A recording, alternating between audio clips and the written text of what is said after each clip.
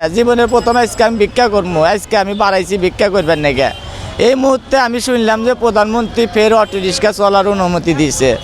যেহেতু অনুমতি দিছে মানে আমি শুকুর আলহামদুলিল্লাহ, আল্লাহ তাক ভালো করুক, আমার গাড়ি গোনা চলুক। আমি জানি বউ চললে খুব সুখে শান্তিতে থাকতে পারি, এটুই প্রধানমন্ত্রীর কাছে আমার আবেদন। 3টা দিকে খবর পাইলাম আমাদের প্রধানমন্ত্রী বললে যে রিক্সা চলবে, এই 3টা দিকে উনি অনুমতি দিছে, অটো রিক্সা সব চলবে। খুব ভালো লাগতেছে বা এটা নিয়ে আমাদের রিজিক, এটাতে আমাদের ফ্যামিলি চলি, এটা বন্ধ করে দেয় আমরা কি করব। এখন তো আলহামদুলিল্লাহ অনেক ভালো লাগছে। হ্যাঁ, শেখ হাসিনা ধন্যবাদ, প্রধানমন্ত্রী ধন্যবাদ। আলহামদুলিল্লাহ আমরা অনেক খুশি।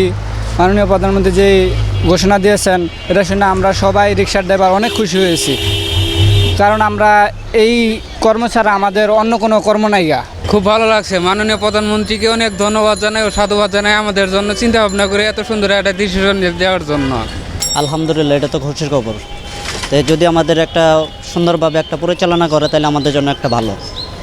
তবে যদি এই যে বন্ধের ঘোষণা, এটা আমাদের জন্য একটা দুঃখের বিষয়।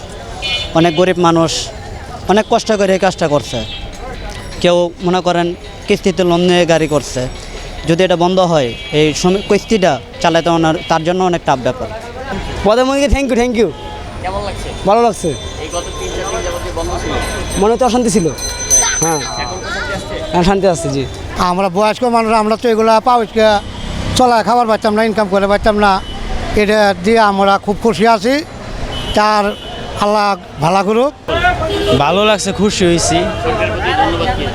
ধন্যবাদই তো, কর্ম করে খাওয়ার জন্য ব্যবস্থা করে দিচ্ছে, আবার এজন্য তো খুশি।